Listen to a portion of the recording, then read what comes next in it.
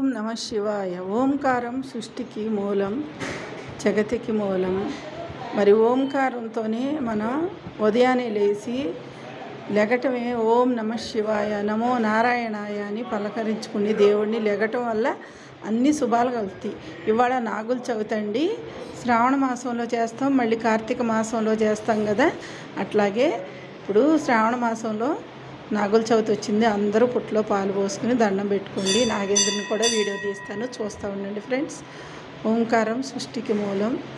మన ఆత్మే పరమాత్మ, పరమేశ్వరుని ఎల్లవేళ ధ్యానించుకోండి, అభిషేకాలు చేయించుకోండి తండ్రి. ఓం నమ శివాయ. అమ్మవారిని కూడా చూపిస్తాను మీకు.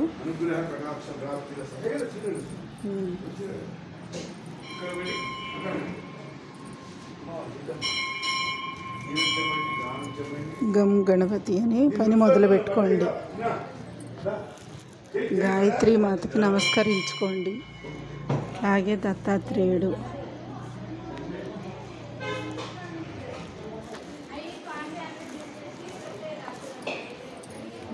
అలాగే చూడండి మన నాగేంద్ర స్వామికి, అసలు సుబ్రహ్మణ్యేశ్వర స్వామి అనమాట ఈయన. చూసుకుని దర్శించండి. గుడికి రాని వారికి నేను ఈ వీడియో పెడుతున్నానండి, చక్కగా దర్శించుకోండి. మన తల్లి దుర్గమ్మ తల్లి చూసారా, ఎంత చక్కని తల్లి. చక్కగా సింగారించారు మన పూజారి గారు. అమ్మవారి దర్శనం చేసుకుని అందరూ అష్టైశ్వర్య ఆరోగ్యాలతో మీరు అందరూ చక్కగా ఐకమత్యంతో సంతోషంగా ఉండాలని, ఈ ఏళ్ళ జగత్తు బాగుండాలని కోరుకుంటున్నానండి. చూడండి అందరూ భక్తులు వచ్చి నాగేంద్ర స్వామికి మన ద్వారకామయ్యి సాయిబాబా టెంపుల్లో చక్కగా నాగేంద్ర స్వామి వస్తున్నారు. చూడండి, మీకు వీడియో తీసి చూపిస్తాను. ఈ టైం అయినా కూడా మనకి నాగేంద్ర స్వామి దగ్గరికి వచ్చి పుట్లో పాలు పోయాలని మీ భక్తులందరూ కూడా చూడండి.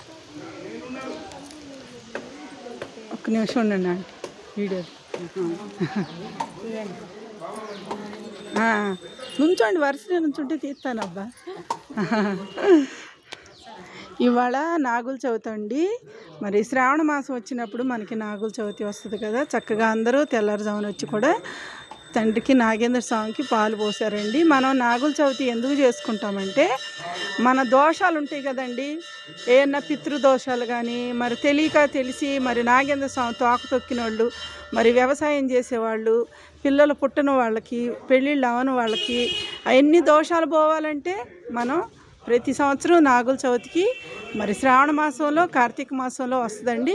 అప్పుడు మనం చక్కగా పాలు పోసుకుంటే ఆ దోషాలన్నీ పోయి మన పిల్లలకి వివాహాలు అవుతాయి. చక్కగా మరి పిల్లలు లేని వారికి పిల్లలు పుడతారు.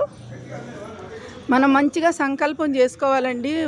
మన సంప్రదాయాలను ఎవరు మర్చిపోకుండా చూడండి. వీళ్ళందరూ కూడా వచ్చి నిండు ముత్తైదులు అందరూ కూడా పుట్లో పాలు పోస్తున్నారు. చూడండి, ఇట్లా అందరూ మన సంప్రదాయాన్ని మర్చిపోవట్లేదండి. మన పిల్లలకు కూడా మనం నేర్పాల్సింది ఇదే. ఎంత చదువుకున్నా ఎక్కడికి వెళ్ళినా కూడా భగవంతుడిని మట్టికి మర్చిపోవద్దు. తల్లిదండ్రులు మర్చిపోయినా పర్లేదు కానీ భగవంతుడిని మర్చిపోమాకండి. ఎందుకంటే ఆయన మీ తల్లిదండ్రుల్ని చూస్తాడు, మిమ్మల్ని చూస్తాడు, మమ్మల్ని చూస్తాడు. సర్వంతయామి కదా.